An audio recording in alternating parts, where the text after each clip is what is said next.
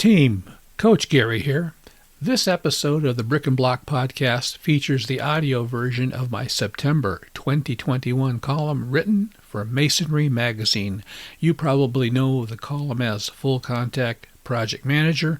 The title of the column you are about to hear is The Original 9/11, the war that started the war about the Star Spangled Banner. Team, well, got to admit it. I was ticked off anyway, and then things got bad, and then they quickly slid to worse, and it prompted me to write this piece. So a fair warning is offered. If you are one of the so-called woke folks, easily triggered by things patriotic, you better not listen to this podcast. Now, a clarification. All you are going to hear is pure history. However, American history can trouble some people. In fact, in their words, they are triggered by things with which they disagree and much prefer revisionist history. You won't get that here. What you will get is some sobering truth, particularly in this month of September as we recall the horrible events of 9/11/2001.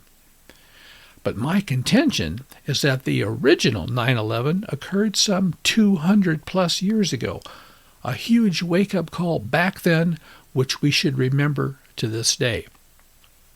All things considered, in some respects, this might be one of the most important podcasts I've ever done. But then again, all of my podcasts are important. So, dig in. We begin immediately, and by immediately, I mean once I remind everyone that you can find our website at brickandblockpodcast.com. That's brickandblockpodcast.com. I'm a big proponent of having websites that support your business, and I've got an excellent example of one. It's called the Masonry Contractor Special website. You'll see it there. That's what you're looking for. It's beautiful. It's bulletproof. It's cutting edge.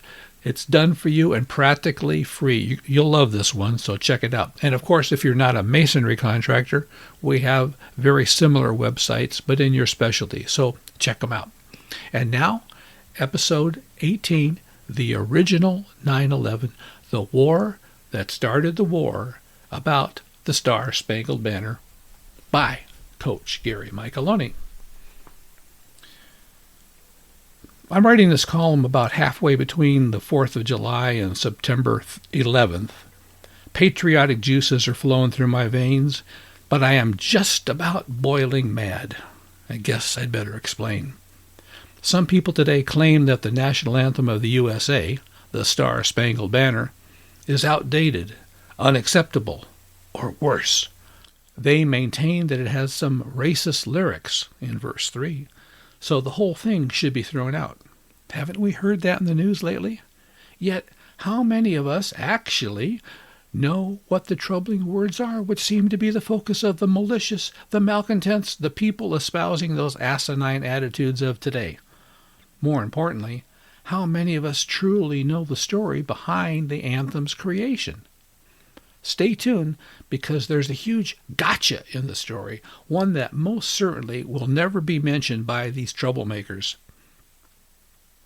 The attitude is recent, unreasonable, unacceptable, and threatens our country, not to mention our job sites, where we have skilled employees of every color, speaking varied languages, from diverse people groups, all with different cultures, yet we are still held together by the glue that is the very mortar of the American dream. The true story behind the story should educate those who may have once been ignorant of it, but can now embrace our great country and its history. On the other hand, the troublemakers will likely remain ignorant, if only because it conflicts with their narrative. This is a safety issue, a morale issue, an educational dilemma, and a grammatical nightmare. In my mind, it's an unleashed, out-of-control freight train heading for a sleepy town. I see it, but I can't stop it, and all I can do is yell out a warning. Thus begins my 9/11 column, because I fully intend to yell. Let's roll.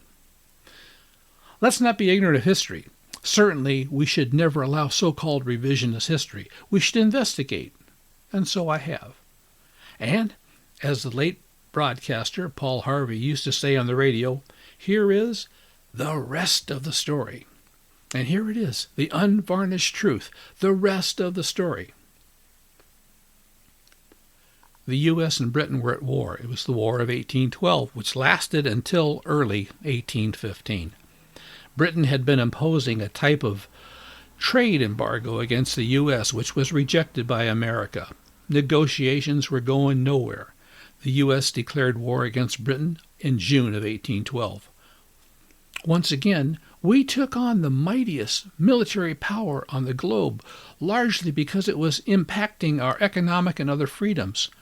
Unfortunately for the British, they were currently involved in a war with France, so they couldn't fully commit forces against America, and thus America got off to a pretty good start.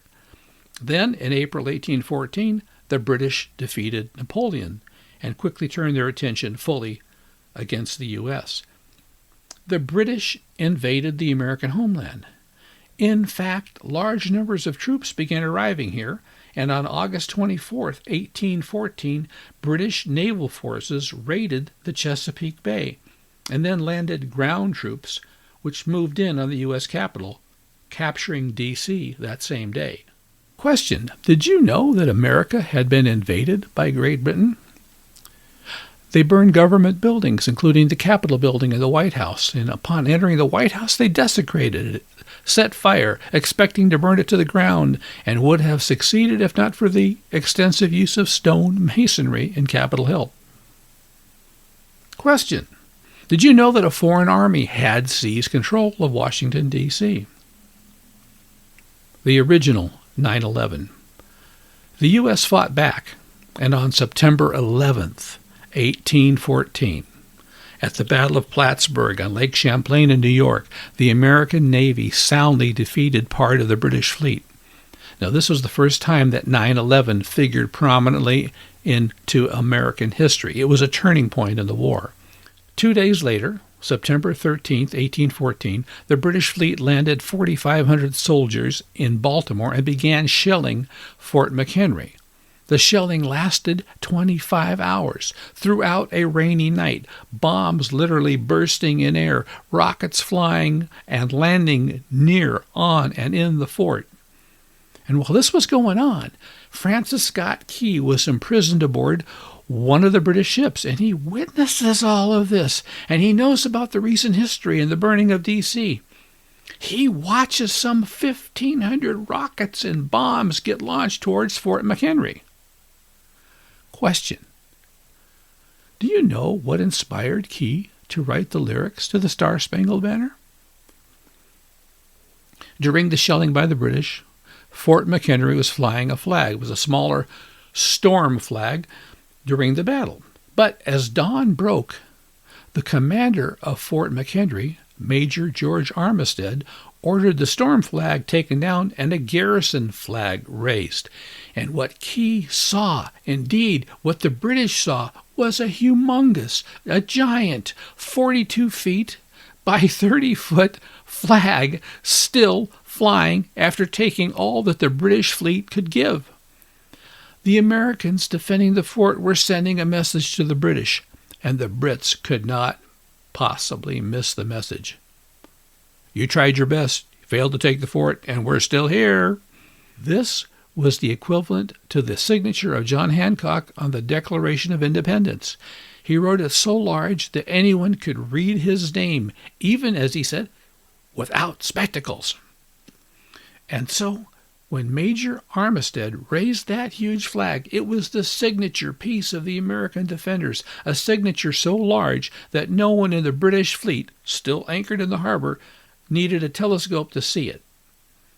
Shortly afterward, they withdrew and were beaten again at the Battle of New Orleans, finally withdrew from there, and then signed a treaty in February 1815, ending the war. Hey, but coach, what about that troubling verse number 3? I had to look it up. From the manuscript of Francis Scott Key, that's collected in the Maryland Historical Society collection, here's the third stanza. And where is that band who so vauntingly swore that the havoc of war and the battle's confusion, a home and a country should leave us no more? Their blood has washed out their foul footsteps' pollution. No refuge could save the hireling and slave from the terror of flight or the gloom of the grave, and the star-spangled banner in triumph doth wave o'er the land of the free and the home of the brave. Question: can you handle the truth? Here is the truth. That verse refers to the acts of the British. Read the lyrics. The Brits were determined that one of their colonies, home and country, should have never left them, but the pollution of their footsteps upon our land was washed out by their own spilled blood. In the end, there was no refuge to save the hireling or the slave from death and the grave. Here's the truth. The slaves and hirelings referenced by Key were on the side of the British, and many would experience terror and enter the grave because of it. This history comes from a poem by Francis Scott Key titled In Defense of Fort McHenry, later to become the Star Spangled Banner. Back to those words, let's listen again, but this time knowing their context and how they came to be. But hear me on this. If you have any hope of understanding verse 3 and the reference to slaves and hirelings, first you'd better pay close attention to verse 1, which is the verse most often sung. Verse 1 of the Star Spangled Banner. Oh, say can you see by the dawn's early light what so proudly we hailed at the twilight's last gleaming, whose broad stripes and bright stars through the perilous fight o'er the ramparts we watched were so gallantly streaming, and the rockets' red glare, the bombs bursting in air, gave proof through the night that our flag was still there. Oh, say does that star-spangled banner yet wave o'er the land of the free and the home of the brave. Imagine you were imprisoned there in the place of Key, aboard that British ship, watching all of what happened, having seen the artillery barrage and the rockets launched against the Americans by Earth's most powerful navy. And your story might read like this. The night fades away into twilight, which itself fades to a brightening dawn. What a horrible night you've just witnessed. Certain that the fort and its defenders had been obliterated, you feel for them, their families, and now your country, which would seem to be on the verge of being lost. All those rockets and bombs and explosions. Who could resist such might? But wait! What's this? There's a freakishly large flag. Old Glory herself, now showing her face as the sun comes up. Can it be? Yes, I see some stripes. Oh, and some stars. It is. Oh my gosh, the flag is still there. We are still here. We are still free. This is still the home of the brave. And now, for the malcontents still in our midst, those who do not appreciate at all their lot in life, let me remind everyone that national flags have always been important to our citizens. You can't escape it. Even if you close your eyes, cover your ears, and yell out blah, blah, blah in your attempt to block truth from entering your brain. To this day, Americans still love their flag. Think of these incredibly important, iconic images of flags. World War II, the flag being raised over Mount Suribachi on Iwo Jima by U.S. Marines. You know exactly the picture I'm talking about.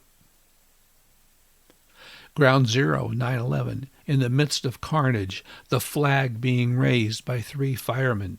Is it seared into your brain? And from the harbor, that September of 1814, the flag of victory still flying over Fort McHenry. The turning point in the War of 1812 began on September 11th of 1814, continued into that famous glorious morning of September 14th, and finalized at the Battle of New Orleans. May we always remember our struggles, our battles, our victories, and who we are. On 9/11, 20 years hence, or 120 years hence, may we never forget. And now you know the rest of the story. God bless the USA. Okay, team, that's it for today. You can reach out to us by email, brickandblockpodcast@gmail.com. Be sure to spell out the word and, A-N-D, brickandblockpodcast@gmail.com. And be sure and subscribe to the podcast. It's important. We want you to join us for the next episode. And now, for the Brick and Block Podcast, this is Coach Gary. Thanks for stopping by.